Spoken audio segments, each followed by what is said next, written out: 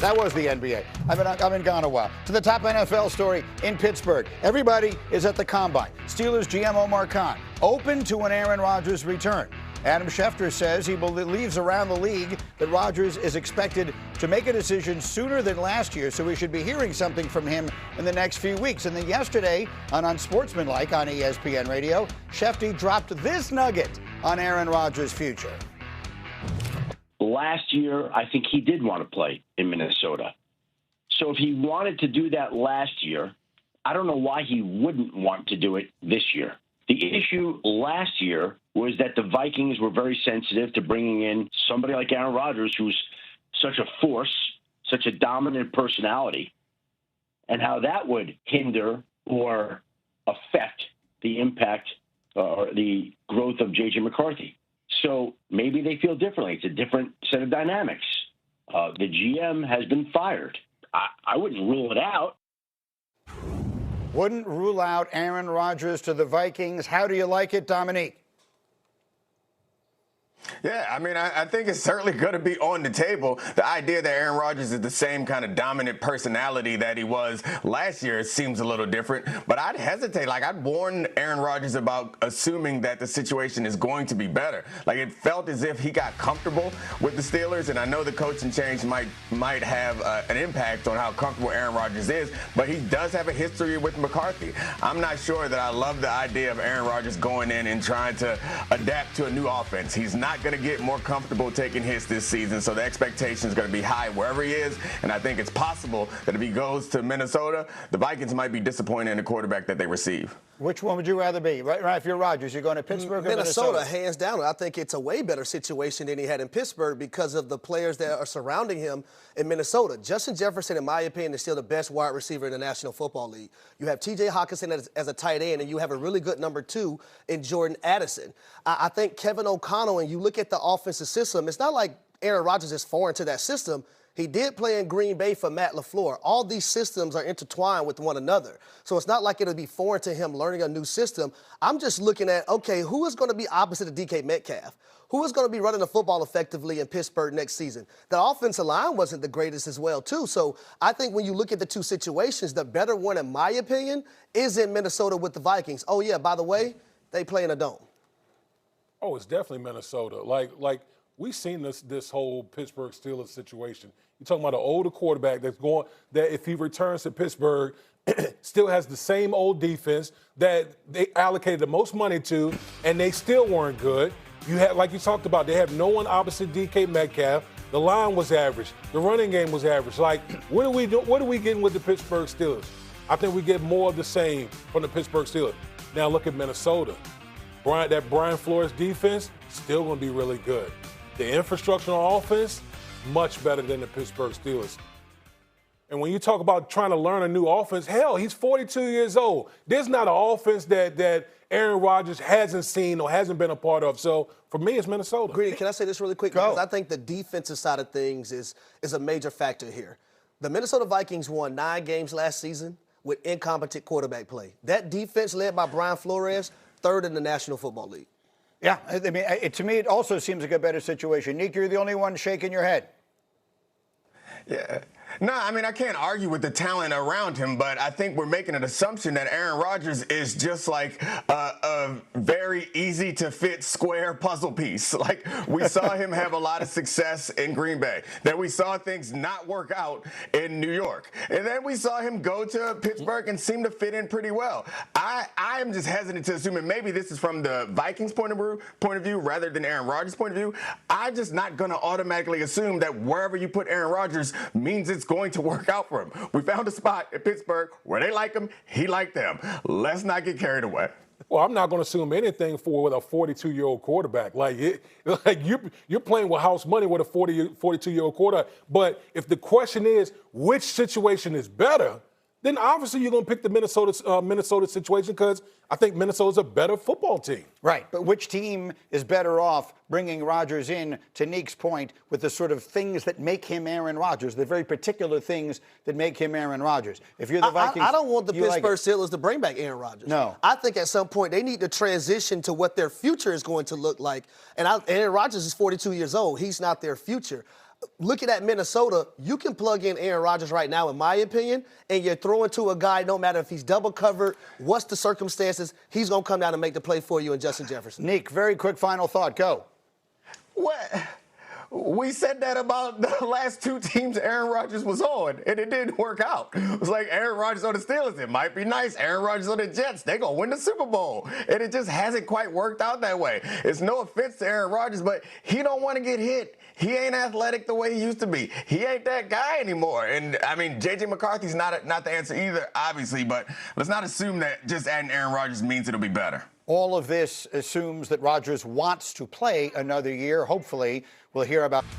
I'm Get Up and back to the NFL with more burning questions as the Combine continues. The Cardinals general manager is Monty Ossenfort. He says trade talks are open for Kyler Murray, and he has not yet spoken to the quarterback this offseason. Neat, is Kyler Murray the answer to some team's quarterback question?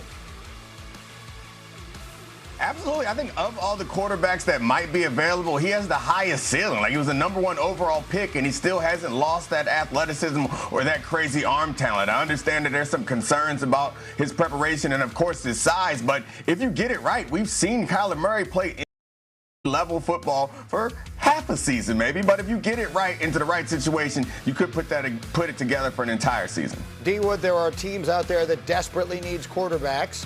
One of them is the New York Jets, and you obviously know them well. Is that a move you would endorse? I would.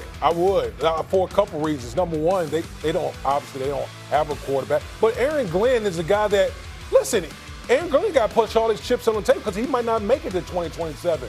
And so you talk about a quarterback in Kyler Murray, and Aaron Glenn always talks about quarterbacks that's mobile, dual threat. Well, guess what? Kyler Murray fits that mold. So I would anticipate them looking into that move. Give me another team you like, Harry. I'm going to Indianapolis Colts, and it's because of Shane Steichen, the head coach and the play caller, what he likes to do with his quarterbacks. Having those guys on the move, the RPO, the quarterback being able to be a rushing threat and posing that threat to a defense. We know the Colts are all in right now based on how they went and traded for Sauce Gardner. They're going all in. Why not go all in and go get Kyler Murray? All right, we'll see what winds up happening with him. We'll do more on him later. Let me go to another one, and that's the 49ers struggling to agree on a contract extension with the enormous Trent Williams, who was 47 going on 48. Check that. 37 going on 38. It just feels like he's been in the league forever. D. Wood, can you explain to people just how good this man still is? He's still Trent Williams is aging like fine wine, man. Like, this dude is still one of the best offensive linemen that we have in our game, even at the age of 38. If Trent Williams hit the free agent market, there will be teams lined up to try to sign Trent Williams. That's how good he's still playing, even at this age. All right, felt like worth saying, a 49er team that did so much last year despite all the injuries. And then our last stop, we shuffle off to Buffalo, where Josh Allen, as you know, is recovering from surgery to repair a broken bone in his foot. The new coach is Joe Brady. Says he's not worried about Allen's recovery. He also talked to Kmart about how to best help Josh this offseason. Building around Josh, that's going to be paramount this offseason. But what's the best way to do that? Well, there's a lot of ways to do that. And I think a lot of people think the only way to help Josh Allen is to get him offensive help. Right? Sometimes helping Josh Allen is helping him with a defensive player, with getting him the ball back in other possessions. Josh Allen is at the root of everything we think of. We think about Josh Allen, and whatever we can do to help him have success, we're going to do. That's Kmart with the head coach. This is Neek. Neek, you made an interesting observation in the notes last night about the clout that Josh Allen seems to wield in Buffalo right now. It seems like we're entering like a new era for at least a player like Josh Allen, where normally a young, talented quarterback, like as he grows, the head coach and the GM also get more power. So it feels like the normal hierarchy that we're used to, but it doesn't feel like that anymore. It doesn't feel like anyone has that much admiration or respect for anyone else in the organization other than Josh Allen. It feels like he's running the show, and I absolutely love it. It feels like NBA style superstar gets to make the decisions, and it does seem like Joe Brady, even though he's talking about the defense, I think he's absolutely right. The way that you help a quarterback is you keep the number that he has to target lower by having a defense that gets some stops every now and then. And with the perception, however accurate it is, that Joe Brady was Josh Allen's choice to be the coach, Harry, you and I were talking over breakfast this morning. There's a feeling that, look, Josh Allen, and I love him, I think he's as good as any quarterback in the league. but I think there's always been a feeling that the Bills were losing around him. At this point, it's all going to be, the focus is going to be on him, however this thing goes. 1,000%. Sean McDermott is no longer there. When you're involved in the process of hiring the next head coach, and then that next head coach is Joe Brady, a guy that was the offensive coordinator that you work closely with, yeah, all the onus is going to be on you if you can't get it done. Enough of it was this guy, it was that guy. But going back to the defense, I do agree with Dominique. I do agree with Joe Brady. You got to look at the amount of points that they gave up the last two exits that they had in the playoffs. Last year versus the Denver Broncos, they gave up 33 points. The year before in the AFC Championship game, they gave up 32 points. At some point, that secondary has to be better. That defense has to get a stop when it matters the most. That was the Achilles heel, in my opinion, the last few seasons, especially last year. I was at that Monday Night Football game where Bijan Robinson did any and everything that he wanted. Kyle Pitts did any and everything he wanted. Drake London did anything that he wanted on the football field. So you have to be able to get stops. But outside of all of that, if they don't get it done, it's going to be on Josh Allen, no matter what. So, D-Wood, if I told you right now, and Joe Brady was kind of talking around this, and he doesn't have to answer it one way or the other, but if I told you right now, either they could get some help on that defense or they could get a true number one wide receiver this offseason, A.J. Brown, Mike Evans, whoever that might be, which way would you go? I'm going defense. I am. And listen, there's going to be a lot of speculation about A.J. Brown and obviously that situation in Philadelphia. But again, remember why Sean McDermott is no longer the head coach of the Buffalo Bills. Because that was his specialty. That was his side of the ball, defense. They could not hold people down. And so if you're Buffalo, the problem's not scoring. Buffalo can score with anyone. The problem is they can't stop the opposition from scoring more than what the Buffalo Bills are. So to me, get impact players on the defensive side, and hopefully you're able to hold people down some more. Yeah, if it's an either-or scenario, I guess I agree with that, but I sure would like to see them get a number one option. Is it possible that number one option is